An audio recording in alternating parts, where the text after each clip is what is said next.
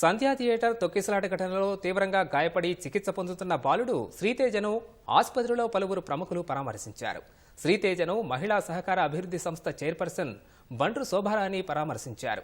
అభిమానుల్ని కాపాడుకోవాల్సిన బాధ్యత సినీ రంగ ప్రముఖులపై ఉందని అన్నారు. శ్రీతేజను చూసేందుకు సినీ రాజకీయ ప్రముఖులు ఎవరూ రాకపోవడం శోచనీయమని ఎంఆర్పీఎస్ వ్యవస్థాపక అధ్యక్షుడు మందకృష్ణ మాదిగ విమర్శించారు.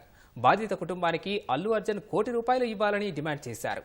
బాలుడి ఆరోగ్య విషయంలో ప్రభుత్వం ప్రత్యేకత తీసుకుంటుందని రాష్ట్ర మహిళా కమిషన్ చైర్పర్సన్ నేరెళ్ల శారద అన్నారు. శ్రీతేజను పరామర్శించిన ఆమె బాలుడికి అందుతున్న చికిత్సపై ఆరా తీశారు.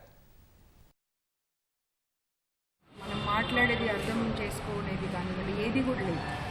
కంప్లీట్గా కోమాలోనే ఉన్నారు. కేర్ అయితే తీసుకుంటున్నారు.